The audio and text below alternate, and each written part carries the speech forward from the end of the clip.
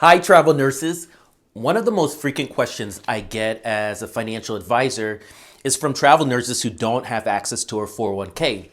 So the question they ask is, can I still save for retirement if I don't have a 401k? The answer is absolutely you can.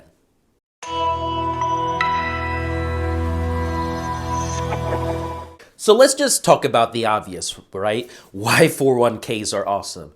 It allows you to save up to $19,500 before taxes are even taken out of your paycheck, which means it reduces your income for tax purposes by that same amount. That's awesome. Also, the growth that you're receiving in a 401k is tax protected until you withdraw your funds at retirement time. And of course, if you're lucky enough to have an employer that's matching any of your contributions, that's free money, and we like free money. But if you don't have a 401k, 403b, 457, or any type of employer-sponsored plan, what do you do? Look, while not having access to a 401k is definitely a disappointment, remember what I've said so many times before. The whole reason why we do financial planning and a good financial plan, what it helps you to do is it helps you make decisions between two or more unideal situations, right? And why are they unideal? Well, because we're working with two limited resources. That's time and that's money. And it's up to us to figure out what's the best way to leverage those resources of time and money. Okay, so what's the reality? Well, the reality is this. As a wage earner who doesn't have access to an employer-sponsored account, you really have three options when investing in the stock market for retirement. You've got your IRAs, right? Your traditional IRAs and your Roth IRAs. You've got your taxable brokerage account. And then you've got your HSAs, your health savings account, which, by the way, is a fantastic tool that is underutilized and could help save you like $500,000 in retirement. But anyway, that's for another video. Now we have to talk about the limitations, because there are limitations. With the IRAs, whether they're traditional or whether they're Roth, $6,000 for a single individual is what you can contribute to, unless you're age 50 and above, and you can add an additional $1,000 in catch-up contributions. Those are the IRAs. Next, taxable accounts. No limitations on how much money you can put in there. But the real limitation or the real challenge is they're taxable. Any movement that happens within it comes underneath immediate tax review. And then the HSA, where you can put up to $3,500 a year as a single individual for qualified medical expenses. And if you think $3,500 a year is a lot of money to be being put away that's earmarked especially for medical expenses, think again. Because medical expenses is the number one item that erodes away at your retirement savings. All right, so we got the three. We got the three options and we know their limitations.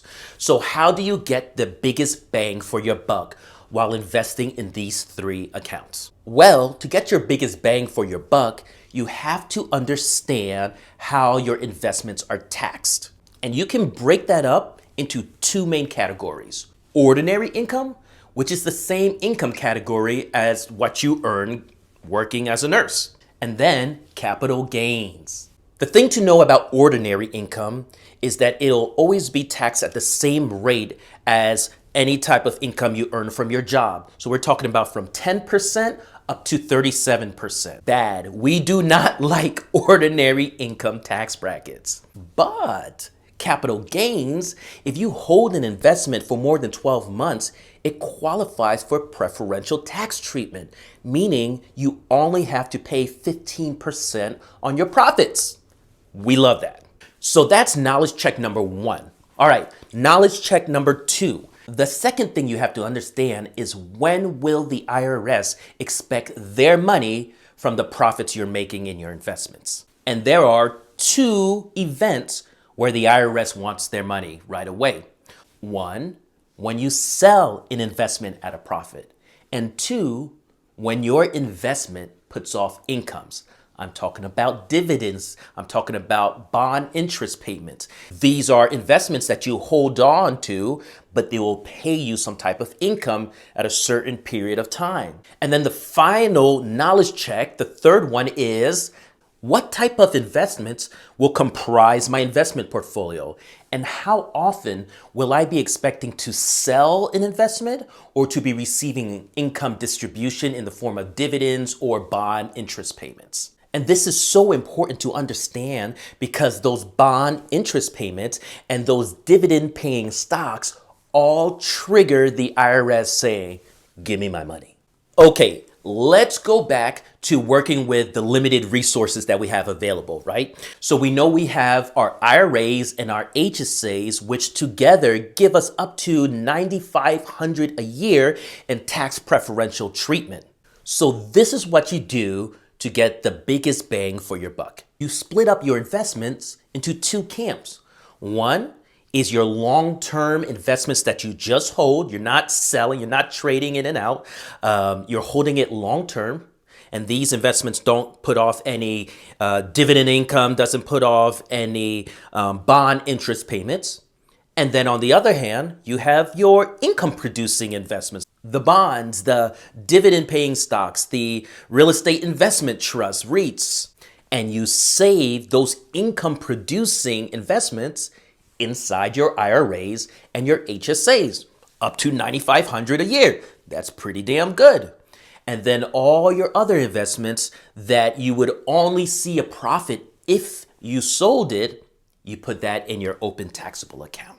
And you know, the best part about this tax efficient retirement planning strategy when you don't have a 401k is that if you save in a taxable account, the IRS won't force you to withdraw a certain amount of money every year like they do in 401ks and IRAs. So what that does, it gives you a lot of freedom to decide when you will receive an income distribution, which allows you to control your tax rate. Look, I've tried to explain this as simply as I can in a short video, but the truth is there's a lot that goes into making a solid retirement plan. Just so happens is something that I can help you with.